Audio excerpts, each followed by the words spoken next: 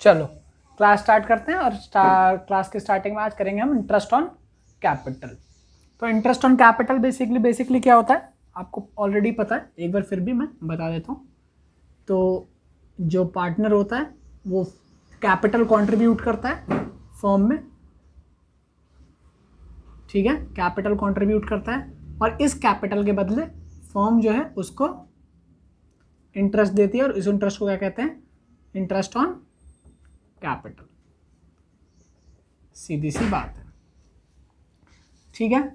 तो बेसिकली जो मुझे आज स्टार्टिंग में बताना है वो ये बताना है कि इंटरेस्ट ऑन कैपिटल जो है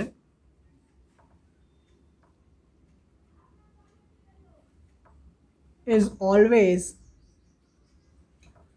कैलकुलेटेड,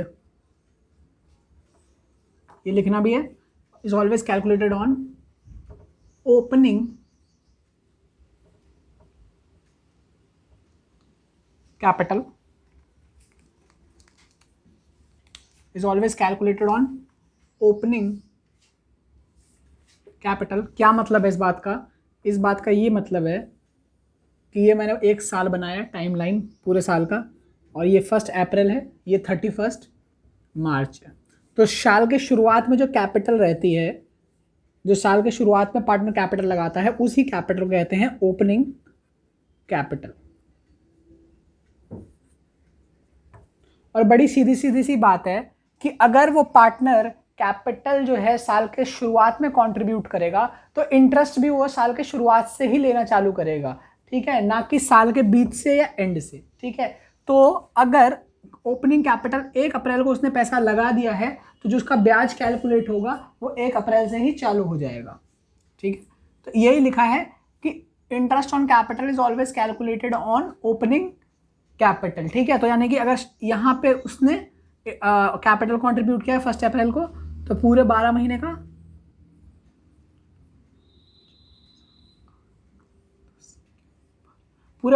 का इंटरेस्ट कैलकुलेट होगा, और जो टोटल फिर लास्ट में जो कैपिटल बचती है उसे कहते हैं क्लोजिंग कैपिटल। तो हमेशा ध्यान रखना है कि इंटरेस्ट ऑन कैपिटल जो है वो ओपनिंग कैपिटल पे कैलकुलेट होता है, ठीक है। कभी कभी क्वेश्चन में क्या है, हमें ओपनिंग कैपिटल नहीं दे रखा होता है, क्लोजिंग कैपिटल दे रखा होता है, उस केस में हम ओपनिंग कैपिटल कैलकुलेट कर लेते हैं एक फॉर्मूला लगा के, ठीक है। तो ये नोट डाउन कर लो आप, और उसके बाद फिर मैं लिखवाता हूँ आगे।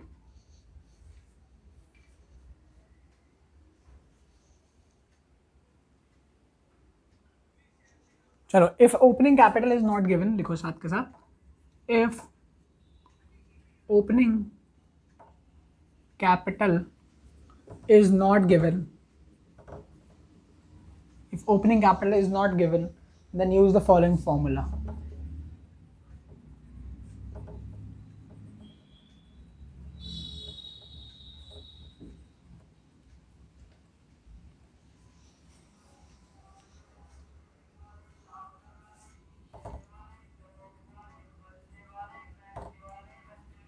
सबसे पहले लिख लो क्लोजिंग कैपिटल, ठीक है, उसमें जोड़ दो ड्राइंग्स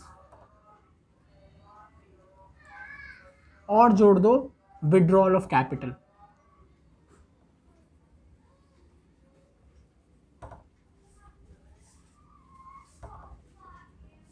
और जोड़ दो विड्रॉल ऑफ कैपिटल, और माइनस कर दो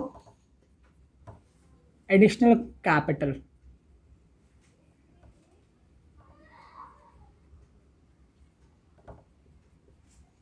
और माइनस कर दो प्रॉफिट्स, और अगर लॉस होगा तो क्या कर देना चाहिए हमें, प्लस। ये क्यों कर रहे हैं ऐसा उल्टा सीधा, पता है कुछ? ओपनिंग कैपिटल निकालने के लिए, वो तो ठीक है,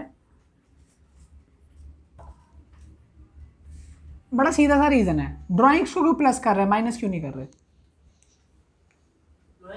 हाँ, माइनस क्यों नहीं कर रहे? देखो मैं समझा देता हूँ, कोई बात नहीं, पता होगा शायद तुम्हें, लेकिन समझा देता हूँ मैं। देखो, ये ओपनिंग कैपिटल है साल के शुरुआत में, है ना। सोचो ऐसे करके यहाँ पे 4 लाख है, ठीक, उसके बाद क्या हुआ, हमने कुछ ड्राइंग्स कर ली, मान लो यहां पे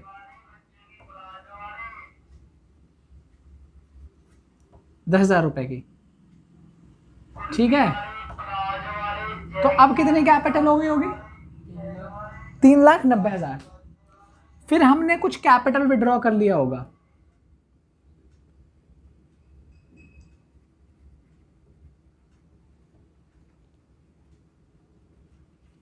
$10,000 का, ठीक है। तो अब कितनी कैपिटल हो गई होगी? 3,80,000। फिर हमने यहां पे कुछ एडिशनल कैपिटल ले आए होंगे, ठीक है। कितने का ले आए होंगे? 15,000 रुपए, ठीक है। अब कितनी हो गई होगी? हाँ। तो और चलो यहाँ पे आपको प्रॉफिट भी हो गया साल के एंड में कुछ, टोटल कितना प्रॉफिट हो गया ऐसे मान लो 25,000। कितना हो गया? तो लास्ट में क्लोजिंग कैपिटल कितनी होगी? प्रॉफिट भी तो जुड़ेगा ही। बताओ कितना है? यहां तक कितना था? 3,95,000। यहाँ पे कितना आएगा? वो 4,20,000। क्लोजिंग कैपिटल क्या हो जाएगा? है ना। यानी कि क्वेश्चन में जो है ऐसा ऐसा सीरीज चलती है, ठीक है। तो हमें ना इस क्वेश्चन में पर्टिकुलरली क्लोजिंग कैपिटल दे रखा है ना, यानी कि ये दे रखा है, ये वाला फिगर है ना। और ये हमें नहीं पता। सोचो अभी तुम्हें नहीं पता, अभी तो शुरुआत में मैंने तो बता दिया था 4 लाख है, बट अभी अज्यूम कर लो कि ये नहीं पता, तो इसको मैं इरेज कर देता हूँ, ठीक है। ठीक है, तुम्हें ये फाइंड आउट करना है।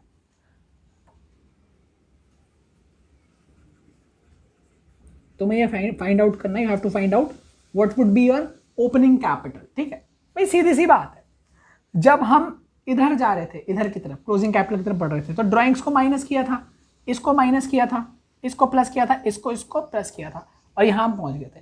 लेकिन जब हम उल्टा चलेंगे तो जो हमने किया है उसका हमें रिवर्स करना होगा। क्या करना पड़ेगा? रिवर्स करना। अगर हमने प्रॉफिट जोड़ा है, क्योंकि हमें पीछे जाना है, तो अगर हमने जो प्रॉफिट जोड़ा था उसको क्या करेंगे? माइनस कर देंगे। जो ड्राइंग जोड़ा था, जो ड्राइंग घटाया था उसे क्या कर देंगे? प्लस कर देंगे। जो एडिशनल कैपिटल जोड़ा था उसे क्या कर देंगे? माइनस कर देंगे। क्योंकि हम जोड़ के कहां पहुंचे थे? क्लोजिंग की तरफ। ओपनिंग की तरफ वापस जाना है। अगर तुमने कुछ एडिशनल ऐड किया है तो, है ना, तो वापस पिछले वाले अमाउंट पे जाने के लिए वो सेम अमाउंट आपको माइनस भी तो करना पड़ेगा। तो एडिशनल कैपिटल ऐड किया था तो क्या करेंगे हम? माइनस कर देंगे, ठीक है। विड्रॉल ऑफ कैपिटल माइनस किया था तो क्या कर देंगे? प्लस कर देंगे। तो अब जरा इस फॉर्मूले को देखो कि क्लोजिंग कैपिटल में मैंने ड्राइंग क्यों जोड़ा या विड्रॉल ऑफ कैपिटल क्यों जोड़ा होगा? क्योंकि हमने माइनस किया होगा ये दोनों। एडिशनल कैपिटल जोड़ा होगा तो माइनस कर दिया होगा, प्रॉफिट जोड़ा होगा तो माइनस कर दिया होगा। तो इस तरीके से हम कहाँ पहुंच जाते हैं? क्लोजिंग कैपिटल, ओपनिंग कैपिटल की तरफ पहुंच जाते हैं। तो इसीलिए इस फॉर्मूले को हम, मतलब फॉर्मूला नहीं है बेसिकली, है तो कॉमन सेंस ही, बट इसको हमने फॉर्मूले के फॉर्म में लिख दिया है, ठीक है। बड़ी सिंपल सी बात है, कोई ऐसा बहुत खतरनाक चीज नहीं थी जो कि समझने वाली नहीं है, ठीक है। ठीक है, तो ये रटने की जरूरत नहीं है। अब शायद रटना थोड़ा आसान हो जाएगा या फॉर्मूला याद करने की जरूरत नहीं होगी।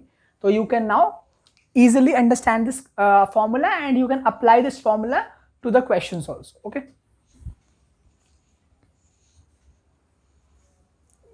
लिख लो।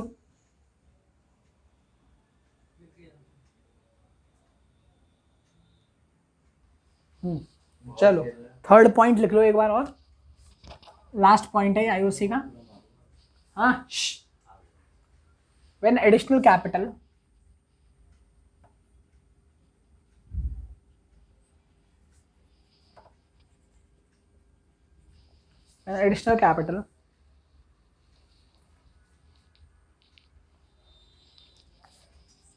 or withdrawal of capital is made, then IOC, interest on capital, will be calculated on time basis, ठीक है। यानी कि जब भी एडिशनल कैपिटल या विड्रॉल ऑफ कैपिटल करा जाता है बिजनेस के अंदर, फर्म के अंदर, तो हम क्या करते हैं, जो आईओसी का कैलकुलेशन है वो समय के आधार पे करते हैं, टाइम के आधार पे करते हैं, ठीक है। और होना भी यही चाहिए। मैं एग्जाम्पल के थ्रू आपको समझाऊंगा कि कैसे किया जाता है ये, ठीक है, कैसे कैलकुलेशन होगी आईओसी की in case of additional capital और विड्रॉल ऑफ कैपिटल। चलिए इतना लिख लीजिए, उसका फिर एग्जाम्पल करते हैं।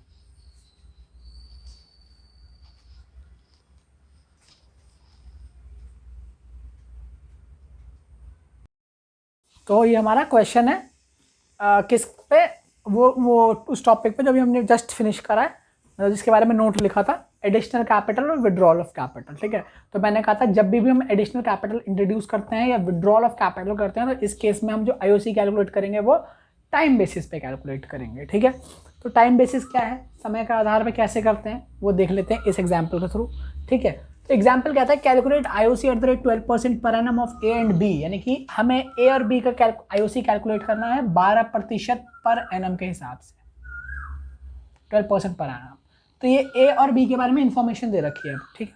So let's see what is the information. कह रहा है कैपिटल एज ऑन 1 जून 2022, ठीक है। अच्छा ध्यान रखना, ये जो मैं ईयर फॉलो कर रहा हूँ वो फॉलो कर रहा हूँ जैन टू दिसंबर, ठीक। यानी कि नॉर्मल जो चलता है तुम्हारा 1 जनवरी को नया साल और 31 दिसंबर को वही 31 एंड। तो कैपिटल एज ऑन 1 जैन 2022 ए और B.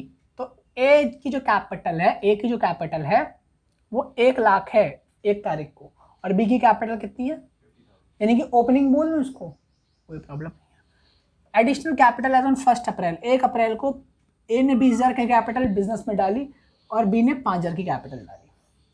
Withdrawal of capital on 31 सितंबर, तो 30,000 को 30 तारीख को 30,000 रुपये निकाल लिए गए ए के द्वारा, यानी कि 30 सितंबर को ए के द्वारा 30,000 रुपये निकाल लिए गए, और बी के द्वारा कितने निकाल लिए गए, 15,000 रुपये, ठीक है।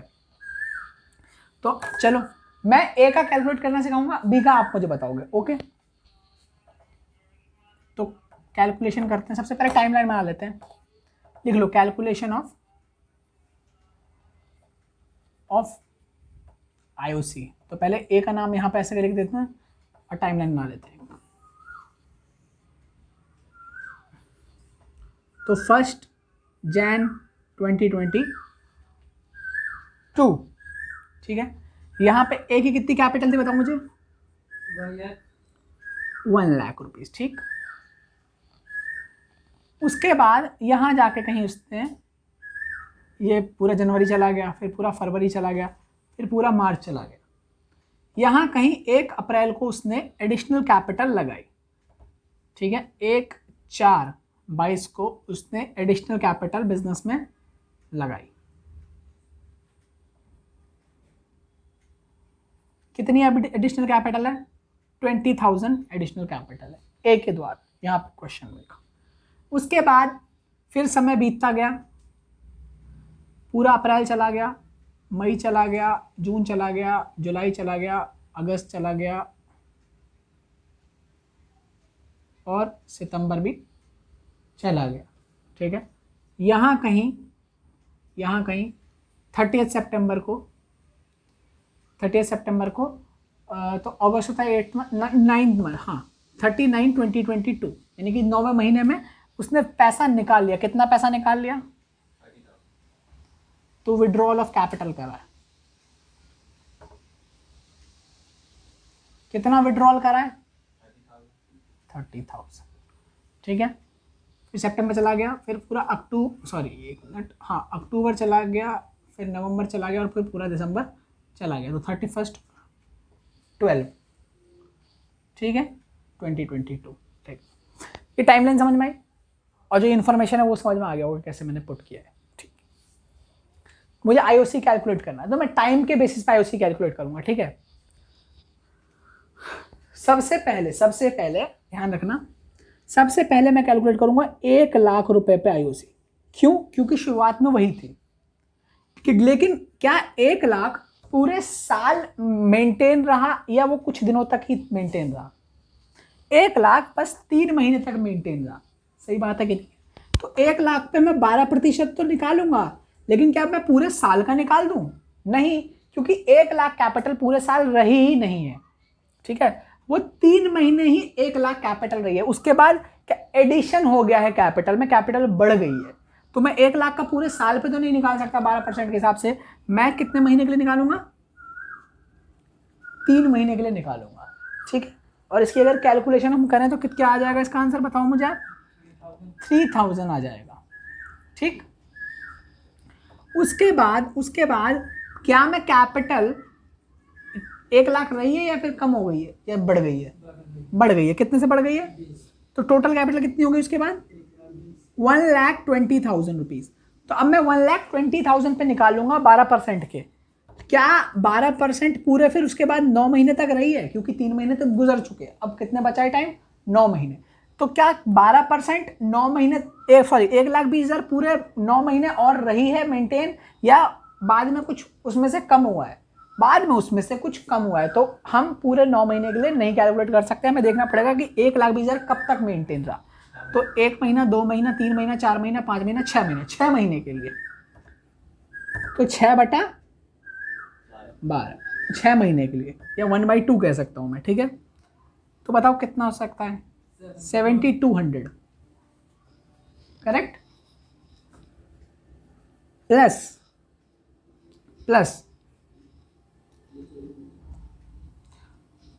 अब जो किया कैपिटल है वो कितनी रह गई है इसके बाद, बाकी के 3 महीने जो बचे हैं उसके बाद कैपिटल कितनी रही है, उसके बाद कैपिटल इस 1,20 में से 30,000 घटा दो, तो कैपिटल जो है अब 90,000 रही है उसके बाद, है हाँ या ना, 90,000 कैसे, 1,20 माइनस 30, यस और नो, क्योंकि उसके बाद कैपिटल 30,000 से घट गई थी तो 90,000 ही रही है। अब 90,000 पे मैं कितने कैलकुलेट कर दूंगा, 12% कैलकुलेट कर दूंगा, कितने महीने के लिए, 3 महीने के लिए, क्योंकि अब बचा ही 3 महीने का टाइम है ना, 3 महीने ये, 6 महीने ये और 3 महीने ये, 12 महीने कंप्लीट हो गए पूरे।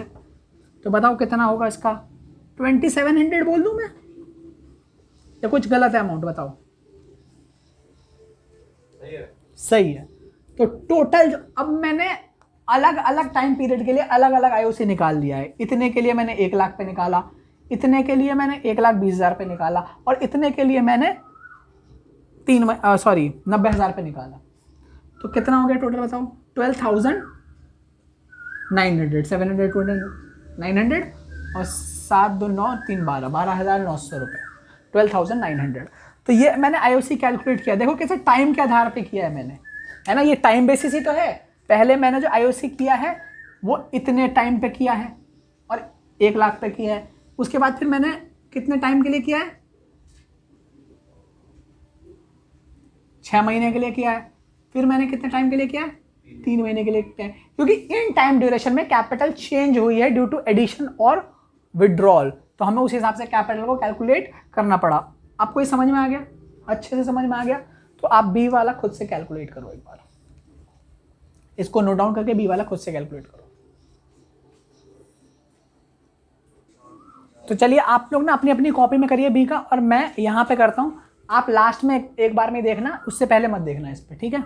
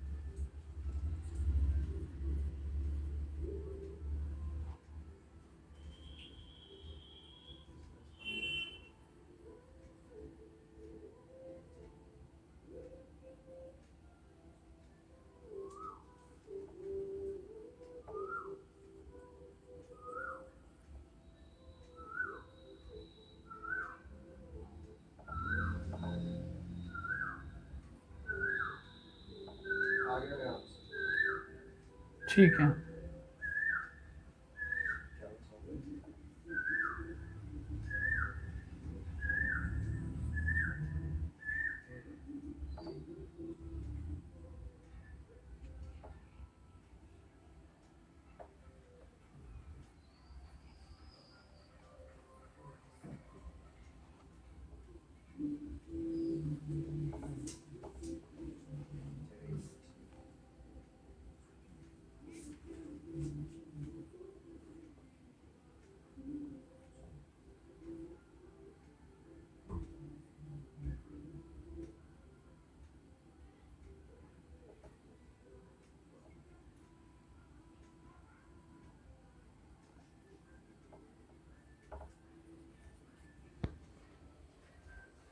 बताइए क्या आ रहा है फिर आप लोगों का, अगर आ गया हो तो।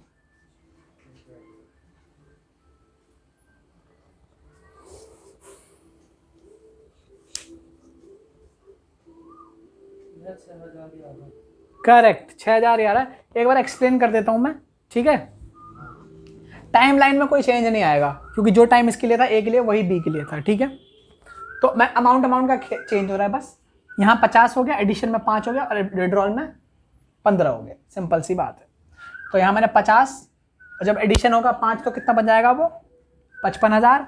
जब विड्रॉल होगा उसमें से 15,000 तो कितना बन जाएगा वो 40,000, ठीक है। तो पहले 50 इतने टाइम पीरियड के लिए मैंने 50,000 पे कैलकुलेट किया, तो 1,500 आया मेरा अमाउंट। इतने टाइम पीरियड पे मैंने 55,000 के लिए क्या था, तो 3,300 का अमाउंट आया मेरा 6 महीने के लिए।